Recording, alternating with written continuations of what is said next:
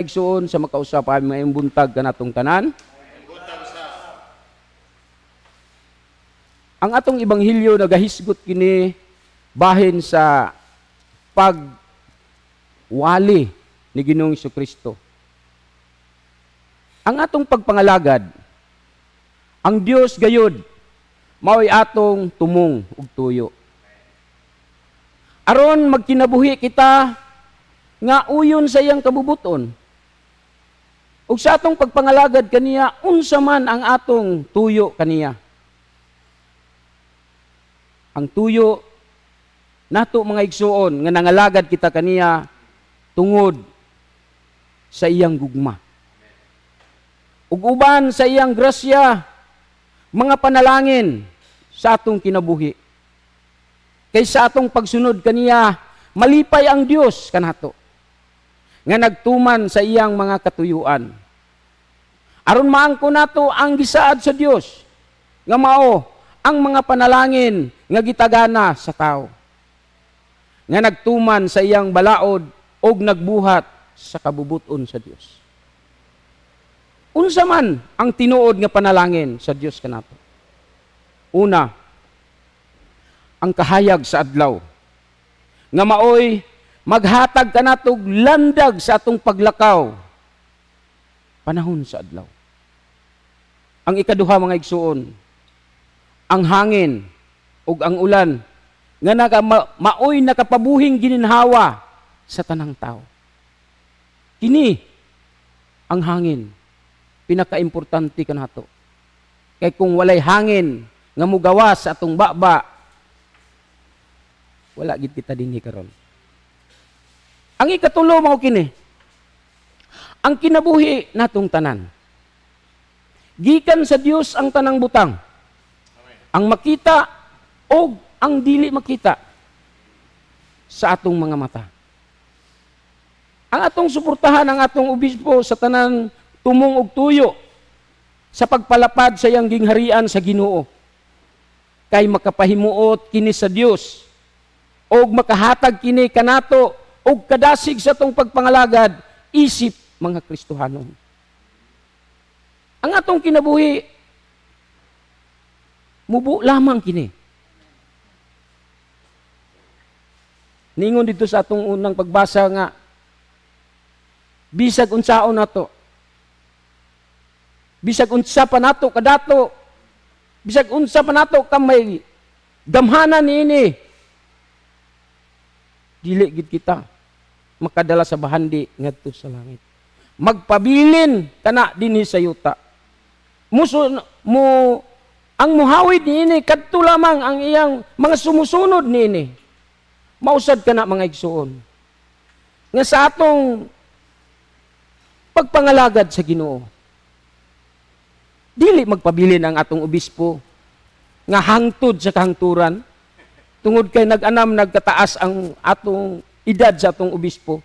Kita nga sumusunod maningkamot kita nga makabuhat kita sa mga gibuhat sa atong obispo aron sa pagbuhat sa mga butang nga iya nang gisugdan aron kita ang maghatag kaniyag kalipay kung atuan na unya siya dito uban sa Dios. Mga igsoon kini nga mga pagdasig kanato. Kay mao gyud kini ang tuyo sa Ginoo. Sa atong ibanghilyo naghisgot kini bahin sa pagwali ni Ginoong Jesucristo. Ang iyang mga tinun-an nga napulog duha ni kuyog kaniya. Ug nalipay sila. Kay ang Dios ang ilang kauban. Mausad na kita mga igsuon. Sa atong pagkinabuhi nini nga kalibutan, hinumduman nato nga kanunay gayud ang Dios mukuyog kanato bisan asa pa kita moadto. Bisag unsa atong pagabuhaton, anaa ang Dios uban kanato. Kay niingon man siya sa iyang pulong nga ang atong kasing-kasing templo sa Dios. Wala siya namakak kung kita musunod, mutuman sa kabubuton sa Dios. Bahin niing espiritu, makatestimony ko gamay sa bahin sa kining paghingilin o mga yawa. Sa unang mga panahon, sige kong makadungog na anak, daghan akong madunggan nga muna. Pero wala pa gyud kong maka-encounter ni ini. Pero sa nahitabo nga na ako mismo nga nakakita sa demon possess,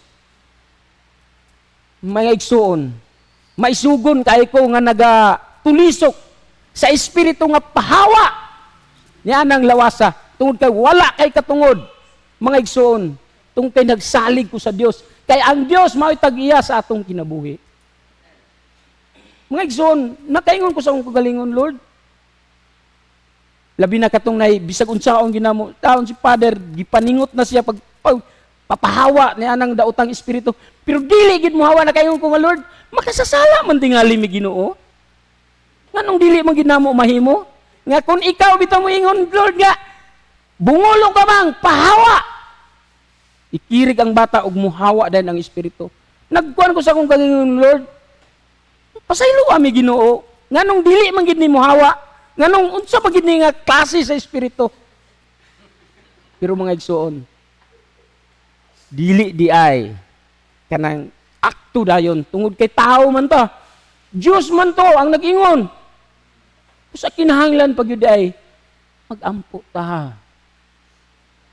Kinahanglan pag yun ay nga magsalig gid ta ngadto sa Dios. Kinahanglan dili lang kay usa ka tao, duha ka tao, tulo ka tao ang magampo aron lang paghawa na nang daotang espiritu kundi kitang tanan nga mga Kristohanon. Bisan pa man in tao na atong mga igsuon nga tuas layo. Pag-ingon ni Father, ampo. Amahan mo nga naka sa langit. Maura gid ito ang makatabang. Sa hinay-hinay ang daotang espiritu mulaya siya tungod kay wala man gid siya katungod sa lawas sa tao. Tungod kay ang Dios man ang tagiyan ni.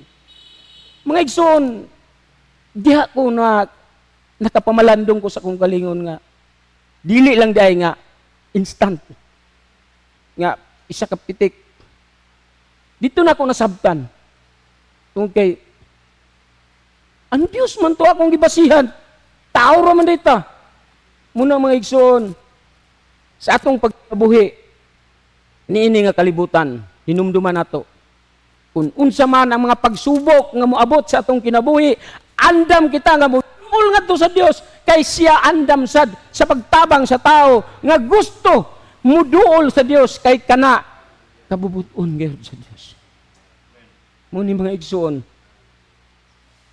dako na kong pagpasalamat sa Dios nga ang tanan nga mga problema, mga balatian pinaagi lamang sa pagampo. Adunay kasulbaran. Sa tanan. Nga problema ta tungod aning abot nga pandemic. Pero salamat sa Dios tungod kay aniya pa kita karon nag-alagad kaniya ug nagtuman sa iyang kabubuton tungod kay ang Dios maoy nagprotekta kanato, maoy nagdupa kanato, maoy nagbantay kanato tungod kay kita nagtuman man sa iyang kabubuton. Salamat Ginoo. Salamat nini nga kabuntagon. O sa katapusan, mga udiha ni Kristo. Akong pagdasig kaninyo sa pagbuhat ug maayo aron ang Dios mahimuot kanatong tanan. Amen. Palihog manindog.